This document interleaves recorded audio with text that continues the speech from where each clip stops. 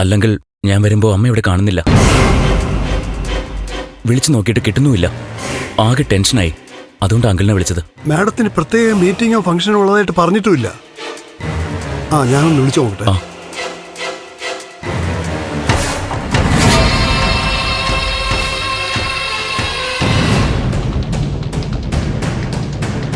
Ring ചെയ്യുന്നുണ്ട്, എടുക്കുന്നില്ല.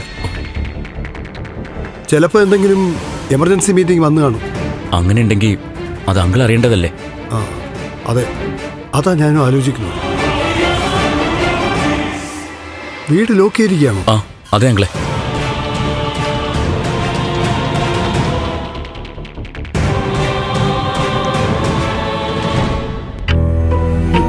പേടിയും സന്തോഷവും ഒക്കെ കൂടി ചേർന്നുള്ള ഒരവസ്ഥയിലാ സിദ്ധു ഞാൻ. ഭീകരമായ ഒരു അപകടത്തിന്റെ നടുവിൽപ്പെട്ടതിലുള്ള പേടി, ആ ഒരവസ്ഥയിൽ നിന്ന് ദേവിക നമ്മളെയൊക്കെ രക്ഷിച്ചതിന്റെ സന്തോഷം. കാര്യങ്ങൾ കൃത്യമായി നിരീക്ഷിച്ച് ദേവിക ആദ്യം മുതൽ ഉണ്ടായിരുന്നില്ലെങ്കിൽ ഇന്ന് ഈ വീട്ടിൽ ആരും ജീവനോടെ ബാക്കി ഉണ്ടാകുമായിരുന്നില്ല. പ്രതിസന്ധി കൈകാര്യം ചെയ്തെടുത്ത ഒരാളിന്റെ യഥാർത്ഥ ശക്തിയും ദൗർബല്യവും ഒക്കെ വെളിപ്പെടുന്നത് ദേവിക എന്നെ അതിശയിപ്പിച്ചു. അവളുടെ സ്ഥാനത്ത് മറ്റാരാണെങ്കിലും പതറിപ്പോവുമായിരുന്നു. അവൾക്ക് വേണമെങ്കിൽ ആദ്യമേ തന്നെ രാധാമണിയുടെ കള്ളക്കളികൾ വെളിപ്പെടുത്തായിരുന്നു. പക്ഷേ ഇങ്ങനൊരു ക്ലൈമാക്സിൽ കൊണ്ടെത്തിച്ചത് ഒരു ബുദ്ധി തന്നെയാ. രാധാമണിയല്ല പൂട്ടേണ്ടത്, രാധാമണി അയച്ച ആളിനെ തന്നെയാണെന്നും ദേവിക്ക് അറിയായിരുന്നു. അരുന്ധതിയെ നമ്മുടെ മുന്നിൽ അടിയറവ് പറയിപ്പിക്കാനാ ദേവിക കളവൊരുക്കിയത്. അരുന്ധതിക്ക് മുൻപിൽ ഇതിപ്പോ എന്റെ രണ്ടാം ജയോ. ആദ്യം സിദ്ധു എന്നെ ജയിപ്പിച്ചു, ഇപ്പതാ ദേവികയും. ദേവികയെ അവസാനം താൻ മനസ്സിലാക്കി തുടങ്ങിയല്ലോ, അത് മതി. അവസാനമല്ല, ആദ്യമേ ഞാൻ ദേവികയെ തിരിച്ചറിഞ്ഞിരുന്നു. നമ്മുടെ മോന് ഇതിനപ്പുറം യോജിച്ച ഒരു ഭാര്യയെ കിട്ടില്ല എന്നും അറിയായിരുന്നു. പക്ഷേ നമ്മുടെ മനസ്സ് പലപ്പോഴും നമ്മളെ മറ്റേതെങ്കിലും ചിന്തയിലേക്ക് കൊണ്ടുപോകുമല്ലോ. ദേവികയുടെ സ്ഥാനത്ത് അന്ന് മീരയാ ഞാൻ കണ്ടത്. അതുകൊണ്ട് തന്നെ എന്നെ തോൽപ്പിക്കാൻ വന്നു കയറിയവളാണ് ദേവിക എന്ന തോന്നൽ വന്നു. ലോകത്തിലെ എന്റെ ഏറ്റവും വലിയ ശത്രുവായി ഞാൻ ദേവികയെ സങ്കല്പിച്ചു. പക്ഷെ ഞാൻ ശത്രുവായി കണ്ട ദേവിക നമ്മുടെയൊക്കെ രക്ഷകയായി. ഞാൻ ദേവികയിൽ കാണുന്ന പ്രത്യേകത എന്താന്ന് വെച്ചാൽ അവളുടെ ആത്മാർത്ഥതയാ, സ്നേഹിക്കുന്നവരോടുള്ള ആത്മാർത്ഥത. അരുന്ധതിയെ സ്നേഹിച്ചിരുന്നപ്പോ 100% ആത്മാർത്ഥതയോടെ തന്നെ ഇഷ്ടപ്പെട്ടിരുന്നു. നമ്മൾ അരുന്ധതിയോട് അകന്നു നിൽക്കുന്നവരാണെന്ന് മനസ്സിലാക്കിയിട്ടും അരുന്ധതിയോടുള്ള അവളുടെ ആത്മാർത്ഥതയ്ക്ക് കുറവുണ്ടായില്ല. പക്ഷേ അരുന്ധതിയുടെ യഥാർത്ഥ ലക്ഷ്യം മനസ്സിലാക്കി കഴിഞ്ഞപ്പോ എത്ര ശക്തമായാണോ അവൾ അരുന്ധതിയെ സ്നേഹിച്ചിരുന്നത്, അതേ ശക്തിയിൽ തന്നെ അരുന്ധതിയെ എതിർത്തു. നമ്മളെയല്ല, ദേവികയെ വെല്ലുവിളിച്ചിട്ടാ അരുന്ധതി പോയിട്ടുള്ളത്. അവൾ എന്നെ അടങ്ങിയിരിക്കില്ല. ദേവികയ്ക്കെതിരെ എന്തെങ്കിലും നീക്കങ്ങൾ നടത്തും. എന്ത് നീക്കം നടത്തിയാലും ശരി, അരുന്ധതിക്ക് ദേവികയെ തോൽപ്പിക്കാൻ പറ്റില്ല. ദേവിക ഇപ്പോ ശക്തയായ ഒരു പൊതുപ്രവർത്തക. നാടിനു വേണ്ടി പ്രവർത്തിക്കുന്നവർ ഇതുപോലുള്ള ഭീഷണിക്ക് മുന്നിൽ മുട്ടുമടക്കില്ല. ദേവിക നമ്മുടെ വീടിനു മാത്രമല്ല, ഈ നാടിന് തന്നെ അഭിമാനമാവാൻ പോവാ. അരുന്ധതി ഇപ്പൊ തിരിച്ചവളുടെ വീട്ടിലെത്തിക്കാണും. എന്താവും അവളുടെ അടുത്ത നീക്കം എന്നുള്ള പേടിയാ എനിക്ക്.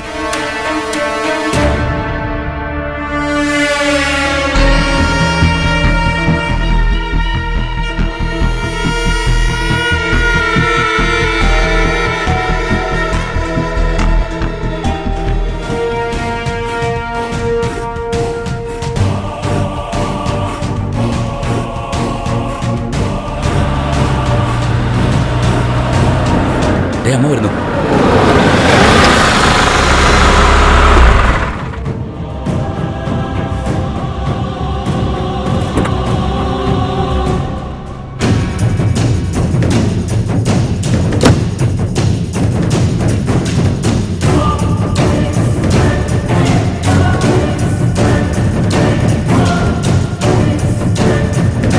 അമ്മ ഇത് എവിടെയായിരുന്നു?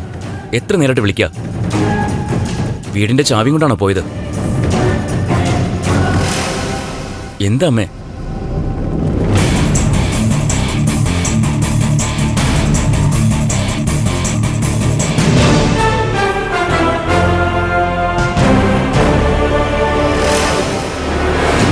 എന്താ മാഡം പെട്ടെന്നുണ്ടെങ്കിൽ മീറ്റിംഗ് വന്നു?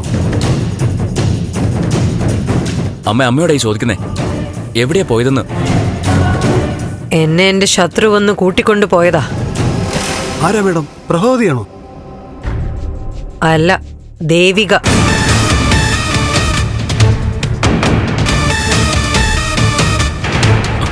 ദേവിക എങ്ങനെ ശത്രുവാവും? അമ്മയ്ക്ക് വേണ്ടി നിന്ന ആളല്ലേ ദേവിക.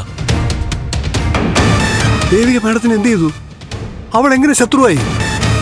ശത്രു മിത്രമാവാനും മിത്രം ശത്രുവാവാനും അധികം സമയം വേണ്ടല്ലോ.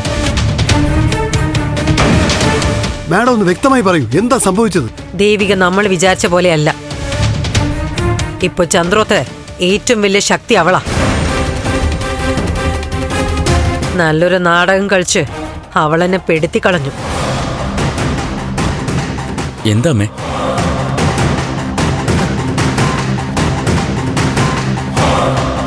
സിദ്ധാർത്ഥൻ ചന്ദ്രോത്തിനെ കൊല ചെയ്തു എന്നും പറഞ്ഞ് അവൾ എന്നെ ഇവിടെ വന്ന് കൂട്ടിക്കൊണ്ടുപോയി.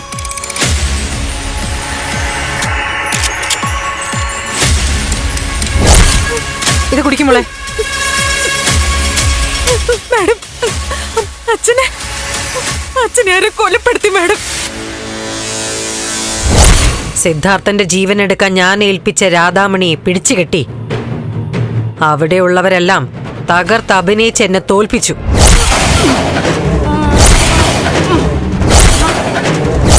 സിദ്ധാർത്ഥൻ കൊല്ലപ്പെട്ടു. എവിടെയാ സിദ്ധാർത്ഥൻ സാറിന്റെ ബോഡി? നമുക്ക് പോയി നോക്കാം. വാ വാ മോളെ, വന്നേ.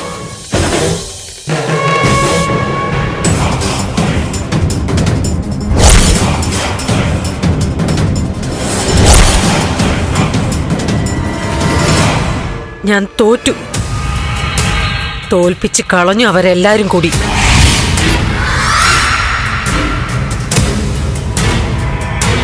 അമ്മേ, ഇതങ്ങനെ വിട്ടാ പറ്റില്ല. ഒന്നിനെ വെറുതെ വിടരുത്. വേണ്ട, ഇനി എന്ത് വേണമെന്ന് എനിക്കറിയാം.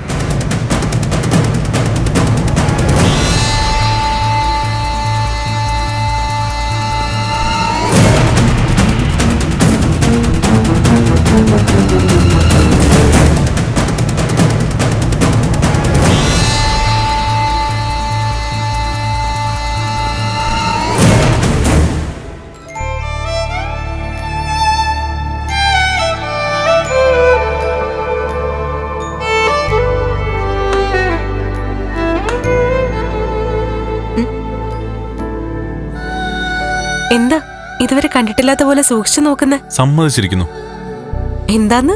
എത്ര സുന്ദരായിട്ടാ നീ ഒരു അപകടം നിറഞ്ഞ സിറ്റുവേഷൻ കൈകാര്യം ചെയ്തതും അച്ഛന്റെ ജീവൻ രക്ഷിച്ചതും. ആദ്യമേ നീ ബഹളം വെച്ചിരുന്നെങ്കിൽ ഒന്നിനും ഒരു തെളിവ് കിട്ടില്ലായിരുന്നു. ഇനി പതറിപ്പോയിരുന്നെങ്കിൽ അച്ഛന്റെ ജീവൻ തന്നെ നഷ്ടമാവുമായിരുന്നു. പോലീസിൽ അറിയിക്കാനാണ് തുടങ്ങിയതെങ്കിലും ചിലപ്പോ വാദി പ്രതിയാകും പോലെ മാറുമായിരുന്നു. കാറിടിപ്പിച്ച് കൊല്ലാൻ ശ്രമിച്ചിട്ട് നമ്മളൊരു കള്ളക്കഥ ഉണ്ടാക്കാണെന്ന് ആരോപണം വരുമായിരുന്നു.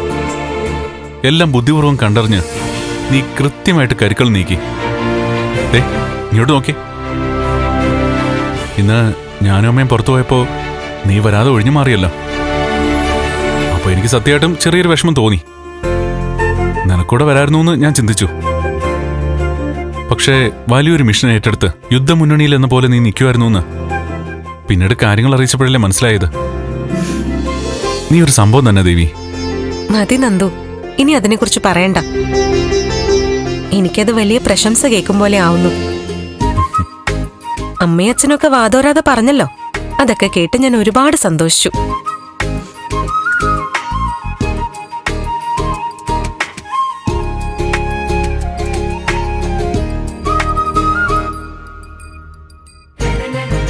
അതെ, ഈ പറയുന്നൊക്കെ നിന്റെ സന്തോഷത്തിനല്ല, എന്റെ സന്തോഷത്തിന് വേണ്ടിയാ.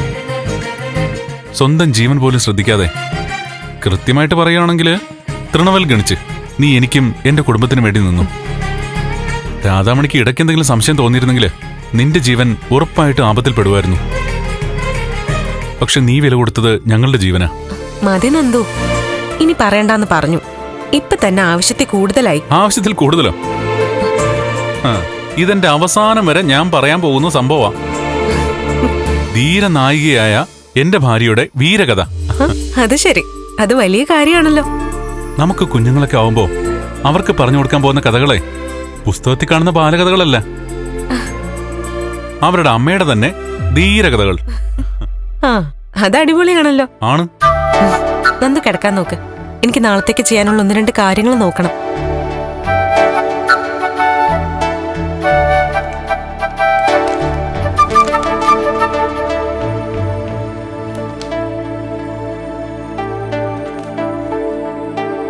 അതേ ദേവി, ഇങ്ങനെ രാത്രി മുഴുവൻ ജോലി എന്ന് പറഞ്ഞിരുന്നാ മതിയോ? എന്താ നന്ദു? അല്ല, ഞാൻ ഇപ്പോഴാ ഒരു കാര്യം ആലോചിച്ചത്. എന്താ? അല്ല, ഈ കുഞ്ഞുങ്ങള്. എന്ത്? നിന്റെ ധീരകഥകളൊക്കെ പറയണമെങ്കിൽ ആദ്യം നമുക്ക് കുഞ്ഞുങ്ങളാവണ്ടേ? ഒന്ന് പോകുന്നെന്തോ? പോവാനാ? എവിടെ പോവാൻ? 2-1 അറിഞ്ഞിട്ടേ ബാക്കി കാര്യമുള്ളൂ. സമയം ഒരുപാടായി. അതെ, ഇനി വൈകാൻ പാടില്ല.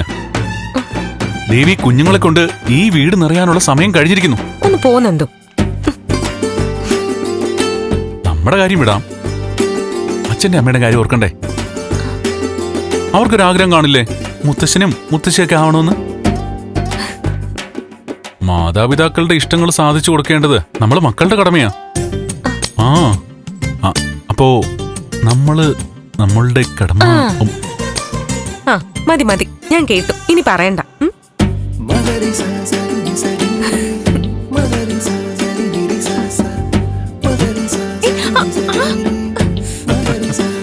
അയ്യോ, നൊന്തോ? പിന്നല്ലാതെ, കൈ കടിച്ചിട്ട് വേദനിച്ചോന്നോ? അയ്യോ, പോട്ടെ പോട്ടെ പോട്ടെ, സോറി.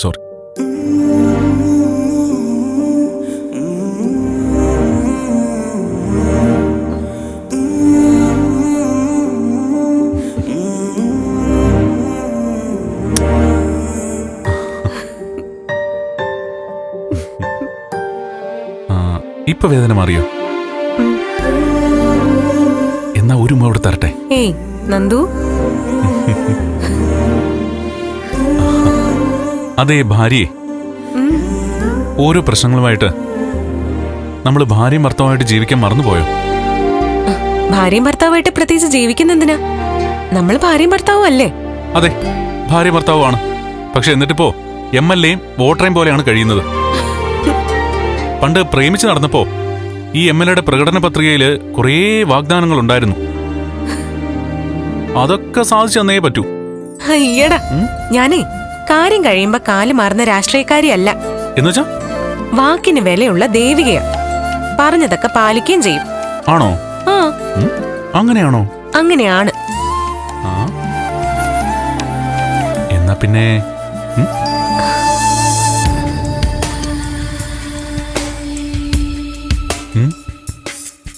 ഒരു നൂറാശകൾ മിഴികളിൽ മൊഴികളിൽ പൂത്തുവോ, മഴനൂൽ കനവുകൾ കരളിലെ വേനലിൽ പെയ്തു. കനവുകൾ കരളിലെ വേനലിൽ പെയ്തു. നിക്കവിടെ. എവിടെ പോവാ? ഇങ്ങോട്ട് വന്നേ. നന്ദു, വീട് നന്ദു. ഇല്ല, വിടില്ല. പറഞ്ഞ വാഗ്ദാനമൊക്കെ തന്നേ പറ്റൂ. നന്ദു, എന്താ ഇത്? എനിക്ക് കുറെ ജോലിയുണ്ട്. അങ്ങനെ ഇപ്പൊ ജോലി ചെയ്യണ്ട. എന്താ? ആഹാ,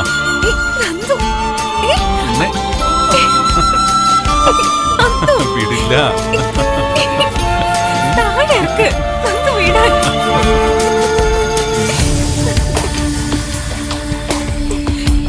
അങ്ങനെ അങ്ങ് പോയാൽ ശരിയാവില്ലല്ലോ.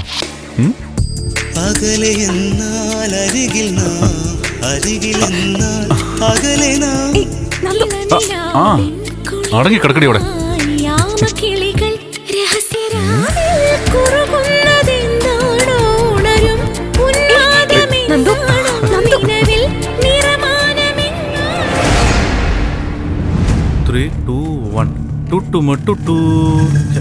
ത്യാഗരാജ, സത്യം പറ.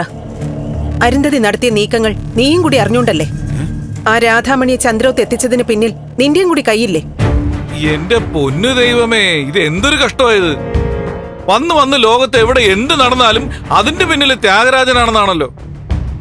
അമേരിക്കൻ ഡോളറിന്റെ വിലയിടിഞ്ഞാൽ അതിന്റെ പിന്നിൽ ത്യാഗരാജൻ, സുനാമി വന്നാലോ ത്യാഗരാജൻ, ഇനി ഇടിവെട്ടി മഴ പെയ്താലോ അതിന്റെ പിന്നിലും ത്യാഗരാജൻ. കോമഡി ഉദാഹരണങ്ങൾ പറഞ്ഞ് നീ വലിയ നിഷ്കളങ്കനാവാനൊന്നും നോക്കണ്ട. വേണോന്ന് വെച്ചാൽ നീ സുനാമിയും ഉണ്ടാക്കും. എനിക്കറിഞ്ഞൂടെ നിന്നെ? എന്റെ പൊന്നു ഭഗവാനെ, മര്യാദക്ക് ജീവിക്കാനും സമ്മതിക്കില്ല. മതിയടാ നിന്റെ അഭിനയം. ചോദിച്ചതിന് ഉത്തരം പറ. അരുന്ധതി ആളെ അയച്ച് സിദ്ധുവിനെയും പ്രഭയും ഒക്കെ അപായപ്പെടുത്താൻ ശ്രമിച്ചതിന് പിന്നിൽ നിന്റെയും കൂടി അറിവുണ്ടായിരുന്നില്ലേ? എന്റെ പൊന്നേച്ചി, പാർട്ടിയുമായി ബന്ധപ്പെട്ട് നിൽക്കുന്ന ആളല്ലേ അരുന്ധതി. ആ രീതിയിൽ ഒരു ബന്ധം അതേ ഞങ്ങൾ തമ്മിലുള്ളൂ. അല്ലാതെ ഈ രാധാമണിയോ കൃഷ്ണമണിയോ എനിക്ക് അറിഞ്ഞൂടാ ഇവരെ ഒന്നും. ഞാനായി എന്റെ പാടായിട്ട് അങ്ങ് ജീവിച്ചു പോയിക്കോട്ടെ. ഇനി അതേ ഉള്ളൂ ആഗ്രഹം. നീ ഈ സംഭവത്തിലൊക്കെ ഉൾപ്പെട്ടിട്ടുണ്ടോന്ന് എനിക്കറിയില്ല. എന്നാ എനിക്ക് ഉറപ്പുണ്ട്. അല്ലാതെ പിന്നെ ഓറും. ആ അരുന്ധതിയുമായി നിനക്ക് എന്തെങ്കിലും അടുപ്പം ഉണ്ടെങ്കിൽ നീ അവരോട് പറഞ്ഞേക്ക്. ദേവിക അവിടെ ഉള്ളപ്പോ ഒരു കളിയും ചന്ദ്രോത്ത് ഏൽക്കാൻ പോകുന്നില്ലാന്ന് ഇപ്പൊ തന്നെ കണ്ടല്ലോ. കൃത്യമായി ദേവിക ഇടപെട്ടു. വേണമെങ്കിൽ അരുന്ധതിയും രാധാമണിയും ഒക്കെ പോലീസിൽ ഏൽപ്പിക്കായിരുന്നു. പക്ഷെ അവിടെ ദേവിക ഔദാര്യം കാണിച്ചു. അതൊന്നും പാടില്ലായിരുന്നു. രണ്ടിനെയും പിടിച്ച് പോലീസിൽ ഏൽപ്പിക്കണമായിരുന്നു. അല്ല ചേച്ചി നിന്നെ, ഈ അരുന്ധതിയാണ് ദേവികയെ ഇലക്ഷന് നിർത്തിയത്. അത് ചേച്ചിക്ക് അറിയാലോ. പ്രഭാവതി ഇലക്ഷന് നിൽക്കുന്നില്ല എന്ന് പറഞ്ഞപ്പോ ഞാനാണ് ദേവികയുടെ പേര് നിർദ്ദേശിച്ചത്. അതിലും അരുന്ധതിയുടെ ഒരു സപ്പോർട്ട് ഉണ്ടായിരുന്നു. അരുന്ധതിയുടെ സപ്പോർട്ടോ? എന്ത് സപ്പോർട്ട്? അവള് ദേവികയെ സപ്പോർട്ട് ചെയ്തത് സ്വന്തം ലക്ഷ്യം നടപ്പിലാക്കാൻ വേണ്ടിട്ടാ. പ്രഭാവതിയെ ഇല്ലാതാക്കണം. അതിനു വേണ്ടിയല്ലേ ദേവികയെ വശത്താക്കിയത്. എന്നിട്ടോ താൻ കുഴിച്ച കുഴിയിൽ താൻ തന്നെ വീണു. അരുന്ധതിയുടെ യഥാർത്ഥ മുഖം ദേവിക തിരിച്ചറിഞ്ഞു. ഇനി ചന്ദ്രോത്തുള്ള ആരെയും തൊടാന്ന് അരുന്ധതി കരുതണ്ട. അരുന്ധതി മാഡം എന്തൊക്കെയാണോ മനസ്സിൽ കണ്ടിട്ടുള്ളത്? അരുന്ധതി മേഡോ? ആരാടാ നിന്റെ മേഡം? അല്ല, ഞാനതിങ്ങനെ പറഞ്ഞപ്പോ അങ്ങനെ പറഞ്ഞു പോയതാ ചേച്ചി. അരുന്ധതി അങ്ങനെ വിട്ടുകൊടുക്കുന്നു തോന്നുന്നില്ലേ? പ്രഭാവതിയോടായിരിക്കില്ല, ദേവികയോടായിരിക്കും അവരുടെ പക അത്രയും. അവളെ പകയും കയ്യിൽ വെച്ചോണ്ടിരിക്കേയുള്ളൂ. ഇനി ചന്ദ്രോത്തുകാരോട് കയ്യൂക്ക് കാണിക്കാൻ ചെന്നാ ഞാനും ഇറങ്ങും അരുന്ധതിക്കെതിരെ.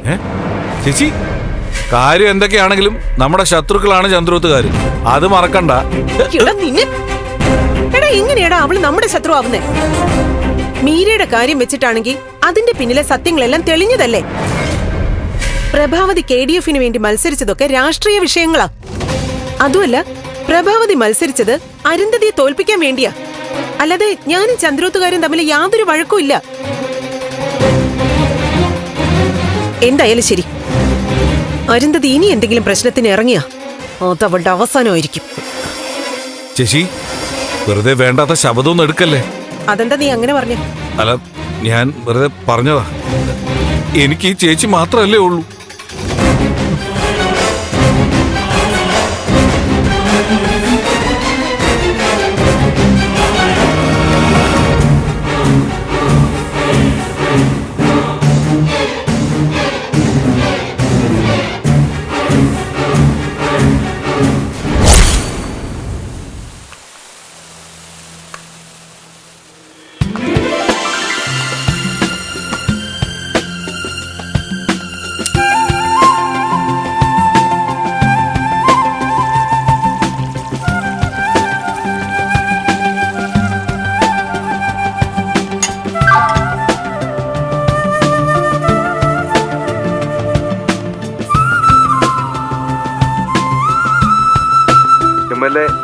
ശക്തിയുടെ മീറ്റിംഗ് 10:00-ക്കാണ് വെച്ചിട്ടുള്ളത്. 10 മണിക്ക് വിളിച്ച് ഓർമ്മിപ്പിക്കാം. വിളിക്കണമെന്നില്ല, എനിക്ക് ഓർമ്മയുണ്ട്. കൃത്യമായിട്ട് എത്തിക്കോളാം.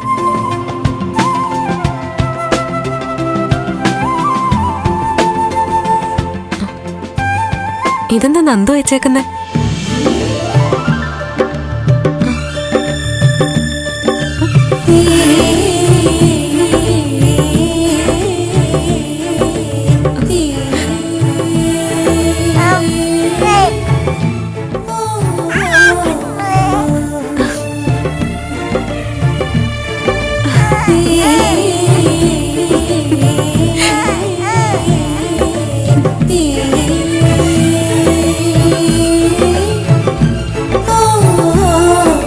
ഫോട്ടോസ് ഉണ്ടല്ലോ. അതെ, എന്റെ ഭാര്യയുടെ മുമ്പിൽ വെക്കുന്ന ഒരു അപേക്ഷയാണ്. സത്വര നടപടികൾ സ്വീകരിച്ച് പരാതി പരിഗണിച്ചു തരണം. ഈ അപേക്ഷ പരിഗണിക്കുന്നില്ലെങ്കിൽ MLA വഴിയിൽ തടയുന്നത് ഉൾപ്പെടെയുള്ള കടുത്ത പ്രതിഷേധ പരിപാടിയിലേക്ക് നീങ്ങേണ്ടി വരും. ചേടാ, ഇന്നലെ രാത്രി സംസാരിച്ച് തീർന്നല്ലേ? ശരിയാക്കി കൊടുക്കാം.